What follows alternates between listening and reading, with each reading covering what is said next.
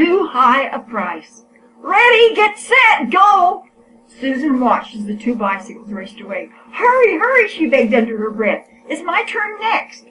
Susan smoothed the wide blue ribbon tied to the handlebars of her bicycle and then pushed down on the back tire. Did it seem soft?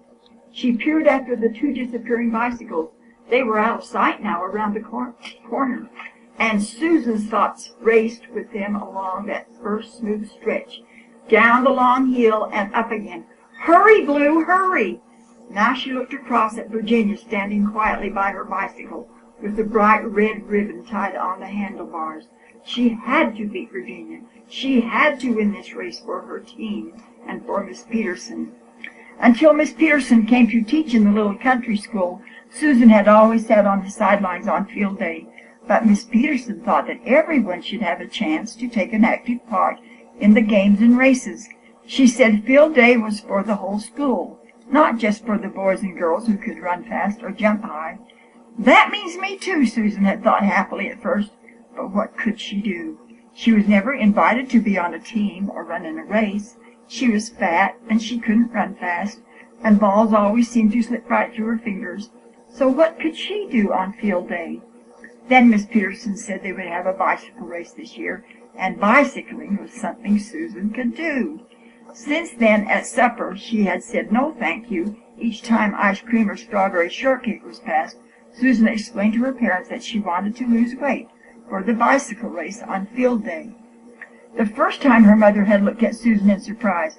My goodness, she exclaimed, helping herself to some more shortcake. No candy or cake at all? That seems too high a price to pay just to be in a bicycle race. But her father shook his head, smiling at Susan. No, he said. You make up your mind if something is worth the price, and then you pay it. So the first few days Susan had felt empty and cross, but she didn't give in, and now she thought proudly she was going to help win the race for the Blues. Here they come, someone shouted. With their red and blue ribbons streaming behind, the two bicycles raced into sight, side by side.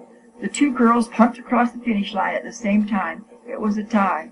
Susan held tightly to her handlebars. The judge said the score is now 1 race for the Blues, 1 for the races, and 2 races tied.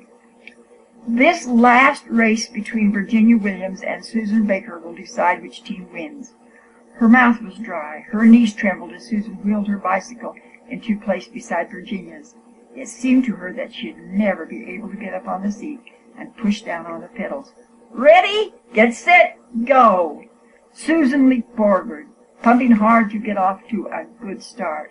Her feet were strong and sure on the pedals, and she began to pick up speed. Now she shot ahead of Virginia. In her mind, Susan pictured Virginia as just a little figure, retreating farther and farther into the background, fading away as Susan raced ahead. But when she reached the top of the hill and looked back, Virginia was close behind her, pumping steadily up the hill. Susan was coasting down the hill now, flashing in and out of the tree shadows. Win the race, her tire sang. She started pumping again. Miss Peterson had said to take it easy the first half of the race, but how could she with Virginia so close behind? Susan slowed down to bump across a little wooden bridge. Her face was hot. Her legs were beginning to ache, and as she pumped on up a rise in the road, she thought longingly of the cool water in the brook. She heard the bridge rattle as Virginia rode across. Before she had even reached the halfway mark, Susan was breathing hard, and her face felt hot and puffy.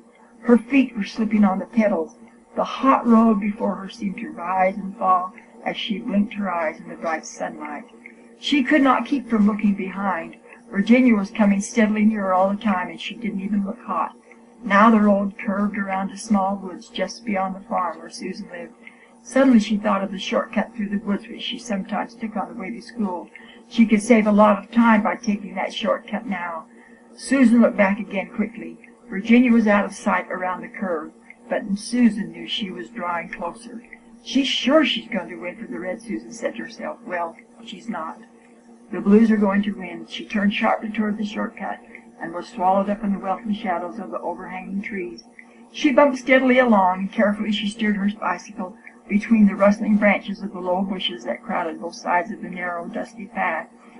Once she almost fell when her front wheel hit an old tree root. How long the shortcut seemed! She frowned, peering forward through the shadows. The path seemed to stretch on and on endlessly, and at last she burst from the shaded path into the sunlight of the road again. Virginia was not in sight. She couldn't be ahead. She just couldn't. But maybe she was. Susan forced her feet down hard against the pedals. Just one more little hill, and then it would be a straight stretch to the finish line. Her team saw her coming. "We won! The Blues are the champions!" they shouted. When Susan coasted to a stop, they crowded around her, waving their blue ribbons in the air. "We won! We won!" Soon Virginia rode across the finish line. "You certainly fooled me," she called out to Susan. "I can't figure out how you could do it. I thought I could beat you, but after the halfway mark I didn't even see her dust." She jumped off her bicycle and reached out to pat Susan on the back. "That was a good race, Susan," she said. Susan moved back quickly at the thought. Hit her like a sudden blow. I cheated. Did Virginia know? Did the others guess? "I cheated in the race," Susan said to herself. "I took the shortcut, but I wasn't thinking about cheating. I was thinking about winning. I did it for the Blues and for Miss Peterson, but it doesn't matter whether I meant to cheat or not. It was still cheating." She looked around at her teammates. She couldn't tell them now, not when they were so happy and proud of winning. She would be able to tell them later. Either or they'd never let her race again.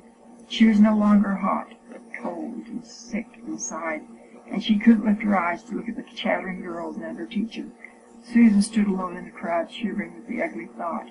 I cheated. "Come along, Susan," she heard Miss Peterson say. The words broke through the wall that Susan was building to shut out the voices of her happy teammates. "The judge is going to read the scores for all the races, and your team won." But Susan just stood there, digging her fingernails into her hands. And then suddenly she knew that taking the shortcut had been a mistake. It was too high a price to pay for winning. She swallowed the salty taste of tears. "No," she said in a voice that sounded high and strange in her ears. "No. I got tired. I took a shortcut. The Blues didn't really win." There was a frightening silence, and then she heard Miss Peterson say in a wan voice, "Thank you for telling us, Susan. Better luck next time you race." Only then did Susan look up. She was surprised to see that Miss Peterson did not look angry or disappointed. Instead, she looked proud.